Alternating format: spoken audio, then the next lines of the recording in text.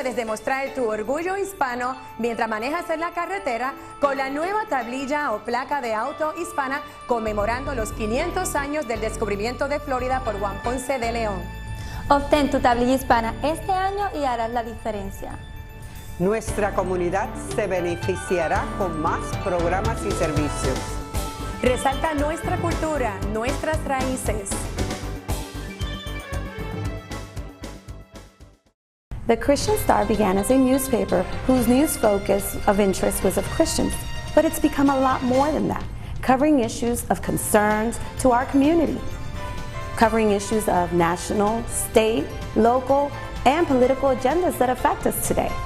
The Christian Star is available free at any 7-Eleven store. So pick up your copy of the Christian Star Bilingual free at 7-Eleven today. We're in hard times and some of us are going to need a lawyer. And if you need a lawyer, don't just react to a TV commercial. Get a copy of the Lawyers Consumer Directory, which is available absolutely free of charge at any 7-Eleven store throughout Central Florida. The Lawyers Consumer Directory is going to give you real hardcore knowledge on how to hire a lawyer and a lot of information on issues like bankruptcy, foreclosure, and more. Get the Lawyers Consumer Directory. It's absolutely free of charge at any 7-Eleven throughout Central Florida. Hi, this is Danny Ramos, and welcome to this week's edition of Hispanic Speak Out TV, brought to you every single week for the past 13 years on Bright House Cable. You can find us every Tuesday night at 9:30 p.m. talking to you about issues pertinent to the Hispanic community. Today, we're going to do an interesting show. We're going to have attorney Tony Suarez, well known in the Hispanic community, and of course Jose Miranda, and we're going to battle it out about the Zimmerman case. But before we shift over to talk about the Zimmerman case, Jose Miranda has a message. This is to my 85-year-old young mother. Happy birthday. From all of us here at Hispanic Speak Out, and from the family, God bless you, and let's have another 85 more. Happy birthday, Mom. See you soon. Now we'll break into the show. Hi, I'm Danny Ramos, and welcome to this week's edition of Hispanic Speak Out TV, brought to you every week on Bright House Cable. We've been on the air for 13 years on Bright House Cable, on every Tuesday night, 9:30 p.m., bringing you issues of interest to the Hispanic community in the English language. I'm here with my co-host, Jose Miranda. Jose used to be on radio in Central Florida, and he's a retired police officer from New York. And of course, Tony Suarez, who is an extremely well-known attorney here in Central Florida. How are you guys? Good? Good. Right. A lot of people are now saying that the Anglo-white community of the United States has been politically and psychologically lynched by Al Sharpton and the race baiters. How do you feel about that, Tony?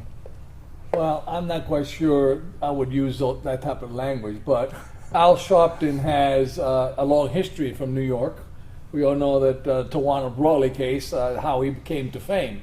I have never forgiven him for the Tawana Brawley case, and for those of you who don't know about Tawana Brawley, go research it. But he certainly had made himself a race baiter, a bigot, in my opinion, and that's why I don't watch his show. And you call him a bigot, and you talk about my intro? Well, I don't know. I don't know that you can paint that he is painting or lynching anybody, but I do know that psychologically and political. It's a political move. He's definitely political. It's a political move. He's increasing his ratings. He's thinking he may actually believe that he's actually doing something positive for the African American community. I personally do not, but of course it's his constituency that he's trying to appeal to. I think he's doing a lot of damage. I really like. I agree with you. I like the approach the president took, a subdued position, but he tried to explain to people who are not African American why the African American community would be upset, and he did it in a calm manner with a very personal tone, and I think that was appropriate. He did not condemn the verdict. He respected that. He's a lawyer and a constitutional. But you know, it's the prosecution had to approve the jury, didn't they? Of course. So they actually got what they wanted in the form of a jury because they went through a jury selection process. Well, to the extent that you are limited. Remember, it's not like they can pick their own jury. There's a limitation that you call whatever the juries that are there. The prosecution gets a certain number of exemptions, defense gets a certain number of exemptions. What's left over is what's left over, and that becomes a jury. That's the process. But nobody have complained about this jury I didn't hear any complaints from anybody about the jury until they finally made a decision based upon the definition of what the judge put before them and told them, this is the law, now come to a decision. No, that's not true. That's not true. People were questioning the methodology of how they go about picking a jurist. And this is, as far as my memory is, probably a unique case where you have a solid white jury, except for one Hispanic, I think, female, but it's all women, for example. Right. So people were questioning the process. How you say they have so many past exemptions, right? How many is that? Is it 2? 6. Is it 4? 6? Right. Okay, so they only had 6 times per juror? Per juror. No, 6 times total. Total, regardless. So if it's that's 100 right. people? That's it. And that's all the challenges they get. So those are called preemptory challenges. You know, Right. the challenges without, you can, whatever cause, so long as it's not for racial reasons, Right. that's called a Batson challenge. But as long as you don't challenge a person for the race, Right. you can challenge them. I don't like them. I don't like the way they tied their shoes. I don't like the way they wore the tie. I don't like the television shows that they see. And So those are limited. After that, you run out of those, then you Then get what? the jury. But So whatever's do left you- over, you get Then stuck there's with no it. way to challenge anything. Do you think after that this Except jury... for cause. You can always challenge for cause. You never run out of those. That is, for those people who say, I'm sorry, but I'm hard of hearing. I'm sorry I don't speak English. Right. I'm sorry I'm a racist. Or, if you can find a reason, you never run out of those. Okay. So if me as an attorney questioning a jurist, and I can bring out of them that they're racist, that's a cause. That's cause. Okay, I understand. Right. So the other issue here is how the case was prosecuted. Okay. Right. There is a belief out there, and sometimes I share some of that belief. The essential part is the law is pretty black and white, and I can more or less go along with that. Okay. Right. That's why the lady has that thing over her head for blind justice. Right. Okay, so we get that. However, this case brings out or doesn't bring out the fact that we are not putting people to the test to say, do you understand what this individual is going through? In this case, this was a black kid. Can you put yourself in a black kid's shoes for that moment? I can. And people have a question. I can do that. I've done it. But even whether you can or cannot, it's really irrelevant. Okay. Because It's the question is irrelevant? the law. It's Okay. irrelevant. I mean, what is the law? It's not it's not about a sympathy. In fact, when I saw the interview that Anderson Cooper did with one of the jurors, and I heard her say, "We wanted to find him guilty of something," I was You flipped shuddering. out. I was Yeah. sitting there, oh my God, what kind of jury is that? They wanted to convict him of something, but they just couldn't find what to convict him of based on the law. So that's. But was that the fault? That was the fault of the prosecutor, though. Why?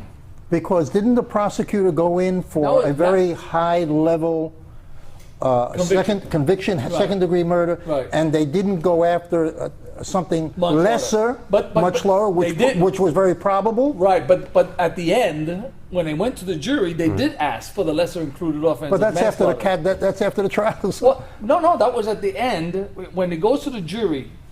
You know, they charge. This is very typical. They will charge the highest thing they can invent, Right. with the hope that you plead guilty, and then in the plea bargaining they knock bring it it down down. to something when it really Manslaughter or is something. manslaughter. But the defense never bit on that, so it goes to the jury. But now at the very end, the prosecution and the defense can ask for what's called lesser included offenses, and then Well, so didn't the they try to prosecutor do did that one the child abuse? Yes, and they tried to get a child abuse charge, right? So could the prosecutors have, let's say, murder 1 or murder 2, and then say, cutting your finger on a cookie? Could they have put something like that in? Yes, they could have. They could have, assuming that it fits within the facts. Yes, right. Okay. yes. All right. But they didn't. So do the that. child abuse thing didn't fit. Didn't fit. The judge felt that the elements of that crime do not fit what you presented. I'm not presenting that charge. So this to is the the jury fault of the prosecution for not really zeroing in on something they could prosecute. But on the problem the is definition of the But I mean, circumstances. they did some unusual things, I would admit. For example, putting on the detective who just blew their case away. But what are they going to do? Hide him? Because the defense was going to bring him. So if they knew that that witness, the main detective, was going to blow them away, you might as well bring him in your case. Yeah, but, and, but the thing is, the jury doesn't understand, and perhaps the jury perceived, oh my goodness, that's their witness, and their witness is blowing them away. What I found kind of like a wow factor for me is that you had police officers answering to probables, right? And I might be wrong, but I'm always taught you deal with the facts. So if somebody asks you a probable, say, with all due respect, I can't answer that because it's not. I agree. But these guys were answering, yeah, he's innocent. It's so good. Yeah, I know. It's probable. Yeah. That was, he could have scratched his ear that time. It's probable. You're right. I saw a lot of that stuff. Now remember, expert witnesses are allowed to give an opinion. So expert witnesses are allowed to give opinions based on the facts. But these guys are handling the case. Yeah, I know, and not necessarily expert. Like one of the guys was like, yeah, I thought he was telling me the truth. Yeah. Woo, that determination, whether the witness is telling the truth or not, is a determination for the jury. Right. Generally, you do not allow a witness But was he to testify allowed? Was he allowed? Somebody's telling the truth. But was that an opinion that he was allowed to express? the Apparently, judge, there was no allowed objection. it. I would have objected to it. That's right. The prosecutor didn't do squat with it. Okay, let's be factual. He didn't do squat with that. And it calls to question the training of these police officers. Okay, I find it very difficult that if these officers were trained appropriately, the same academies, the same backgrounds, that they would come to the same background. No, okay, these police guys are all not lawyers. These guys, yeah, are, but they're allegedly. I know the little college classrooms they go to here in Florida, and they go after they get a little piece of paper and they go and knock on the door. Can I work for you? Okay. In the real world, they go to academies. Right. All the officers in the state go to a specific academy. Well, they have academies here and certifications. Yeah, now, every police department has a different standard. Some of them have to take them from FDLE. Some of them do not. Right. But I don't think that the people have accused the prosecution of not doing a good case. Yeah. But I believe that they would always had their hands were tied because Zimmerman had injuries to his head and to his face at the time. Yeah, two little boo-boos. Clearly, boo-boos. Yeah, two little boo-boos. There was a doctor who said you could have died from that boo-boo. No, and you had another guy that said you could have scored a portrait on his head. Okay, but listen, all that being said, there were no boo-boos. It all depends on the individual. No boo-boos except for the hole in his body. Do you remember this guy who was a referee in a soccer tournament about 6 months ago? Okay. And it was a high school thing. The kid was 17 years old, he hit him. and he didn't like what the call was, and he punched him in the head. Knocked him out. One time, he knocked him out, and he died 2 days later. Right, manslaughter. Right. So you can't say He was the standing his outcome. ground. You cannot. You can't say the outcome. He was standing his ground. Of what somebody's going to do. Zimmerman may have a thicker head. Boom, boom. It might have taken 4 instead of 2. Maybe with me, it could have taken 1. It could have been. So you cannot tell how. My point is that you cannot tell what the person's capacity is to take a hit. Right. You know what I mean? I mean, look at Muhammad Ali. After all those years, he's gone. He's totally gone. He took abuse, which other fighters, like George Foreman, no problem. George Foreman is out there making $1 million selling frying pans, and Muhammad Ali is gone. He's mentally, in a very bad position. So you don't know. That could maybe that extra 1 more hit could have killed him. Right. But no matter what, a person under those circumstances does have fear and does react. The standing ground law has to be changed. Some people don't deserve to have guns, okay, because it gives them Listen, a lot of cops don't deserve to have guns. I totally agree with you. You know, so how do you? There is no mechanism to determine that. I mean, there's no mechanism. Take a psych course. Well, they do have psychological courses, but I think that stand your ground in this particular case had nothing to do with this. This case had to do with they didn't try it on stand your ground. They didn't try it. They didn't try it with stand your ground. They didn't even ask for an implementation of stand your ground. They just did a traditional self-defense. And that was a mistake. Why was it a mistake? I thought it was a brilliant move. If they had gone for stand your ground And this judge, through political pressure, would have never granted that motion. That would have been all over the newspapers. The jury would have known about it. The judge had made a standing that this was not stand your ground, and you might have had a different verdict. I think the lawyers and defense lawyers did a brilliant job in just withholding and said, let's go, we have a good enough case, let's go to trial on self-defense, and let's not tempt the devil. I think the case was adjudicated wrong. That's my personal feeling, okay? I believe what the law came out with. However, I think that the prosecution was extremely poor in this case. Well, they got the best. They had the state prosecutor, right? Yeah. They kicked it all the way upstairs. Let's talk a little bit about the race issue, okay? I'd like to talk about the race issue. Everybody now, there's no racism involved, right? Well, according to the FBI, who did a very thorough investigation, because Washington sent the FBI to Sanford. You're implying someone higher in Washington. Let's put it where it belongs, okay?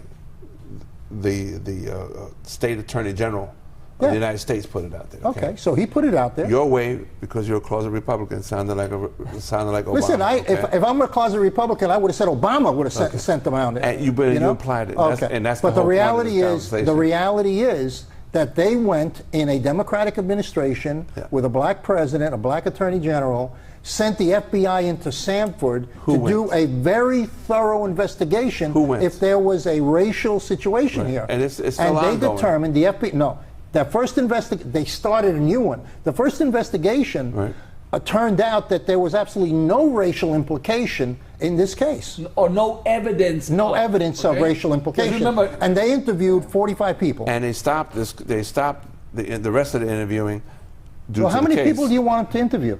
As many as possible. Well, until they did. They find something. No? Until they find, I'm thinking that, like, in this case, you're saying that there's no racism here in the state.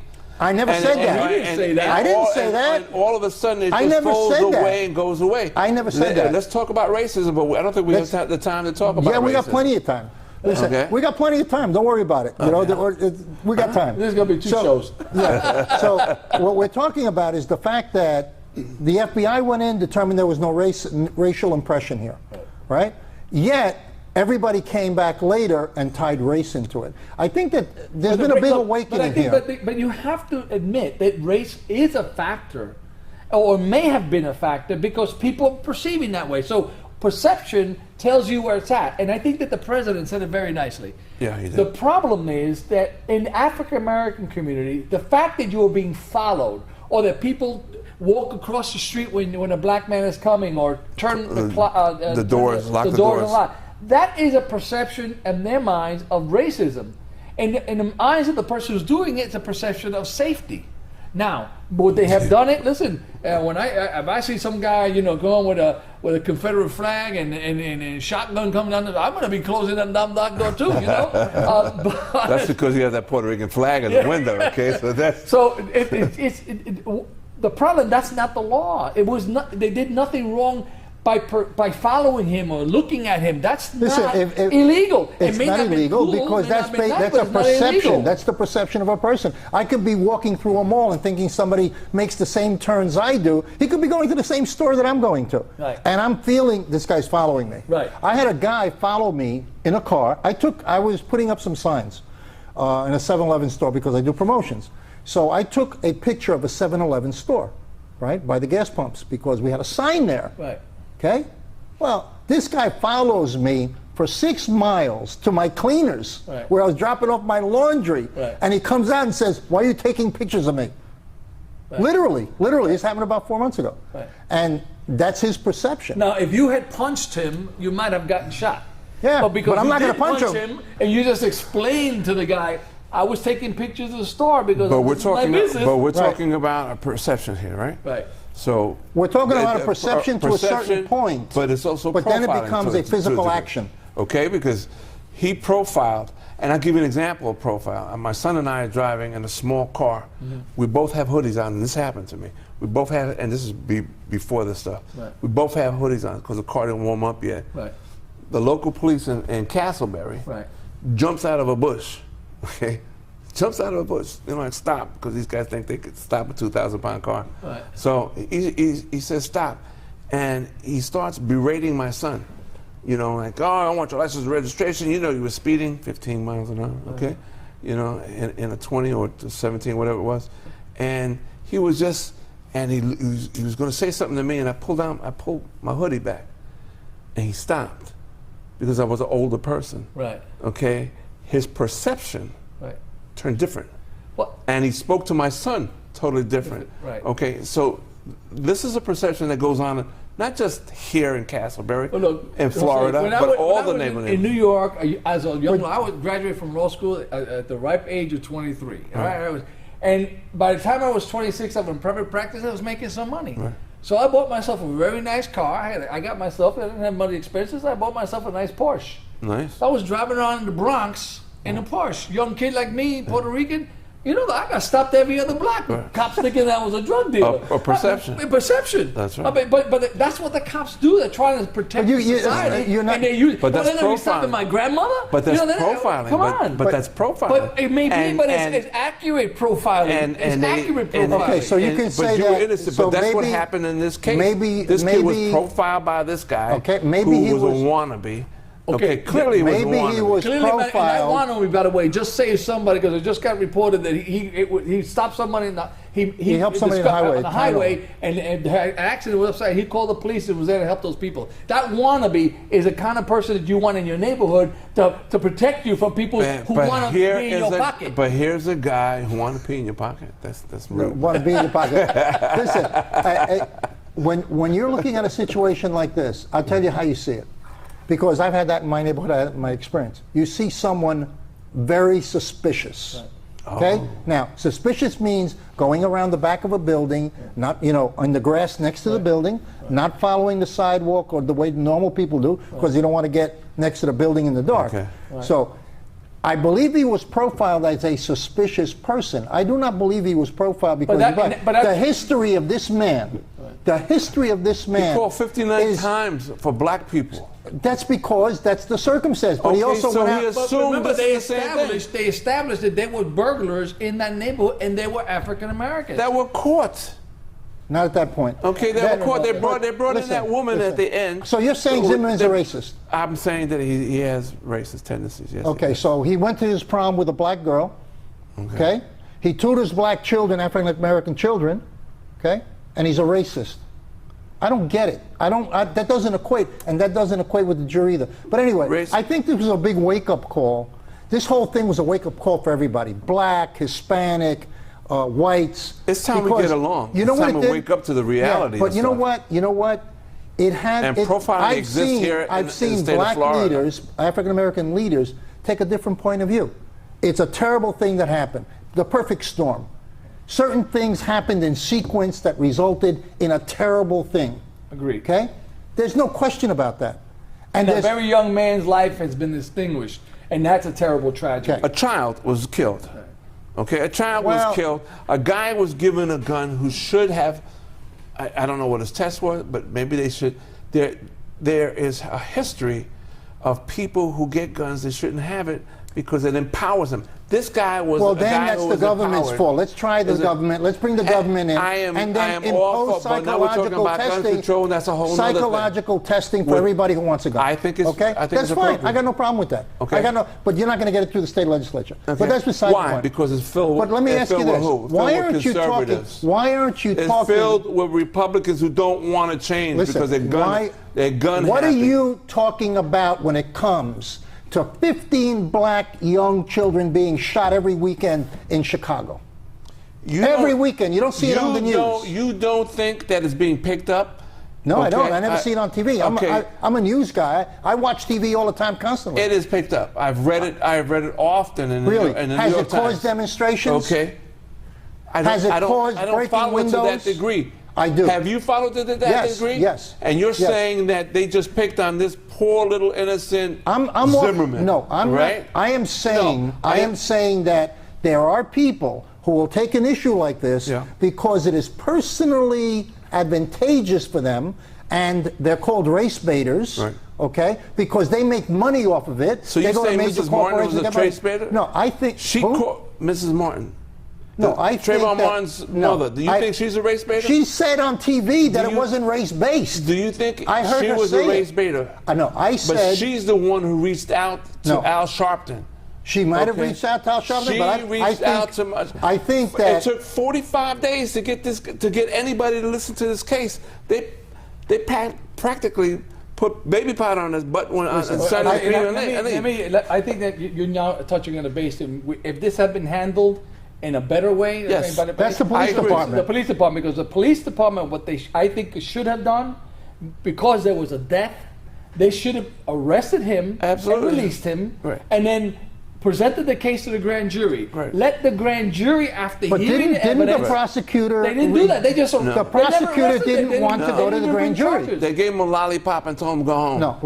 No, you keep jumping on the same thing. Listen to the conversation. Right. Did the No, you're not paying did the prosecutor want the grand jury or not? No, they didn't bring it. They called didn't that. bring it They to the did- grand jury. but They I think didn't he handle should it right. have. He They should have. should That's what They I'm should saying. have. They should have brought They it to should the have brought it to the grand grand jury. And then I think the community would have said, listen, there was at least due process. Right. But there was no No due due process. process. It was Exactly. That's my made point. a determination by the local police department. They were suspicious of the local police department, and the result Right. was now everybody Right. get involved, and the whole Right. charade. And because the police department and the community have a history. Right. Okay, they should have done it by the numbers and they failed to do it. This whole thing, I agree with the you. outcome of this whole thing is that it's created a tremendous dialogue within the African community itself on their own priorities, on what it means for a young man to die in their own community, to re-examine their own priorities having to do with deaths in their own community across the country. And the president addressed that extremely well. I think so. Okay, I think extremely so. well. I think he so. started a dialogue that we need to continue. Well, sure we do. Okay. And get the race baiters out of the way.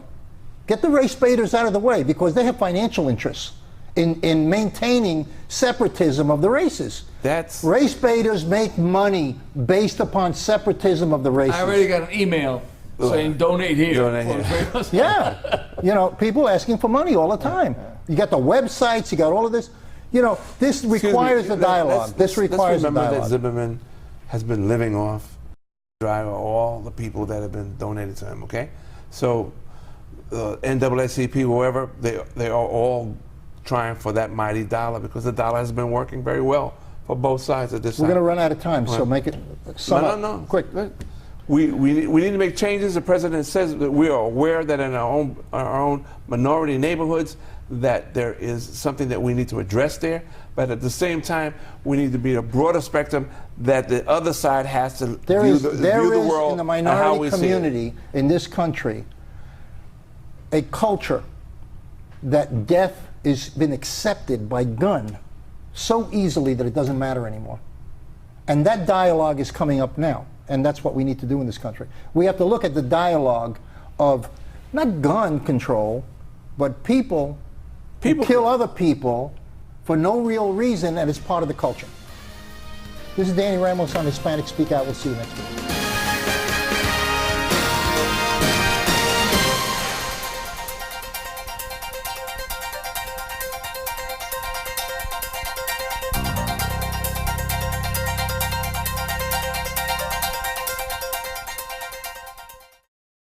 Ahora puedes demostrar tu orgullo hispano mientras manejas en la carretera con la nueva tablilla o placa de auto hispana conmemorando los 500 años del descubrimiento de Florida por Juan Ponce de León. Obtén tu tablilla hispana este año y harás la diferencia. Solo 1,000 se necesitan para hacerla permanente. Su donativo ayudará a estudiantes con becas. Nuestra comunidad se beneficiará con más programas y servicios. Resalta nuestra cultura, nuestras raíces. Demostremos que la unión está a la fuerza. Obtén tu tablilla hispana en el Departamento de Vehículos de Motor más cercano o llama hoy al 321-277-0850.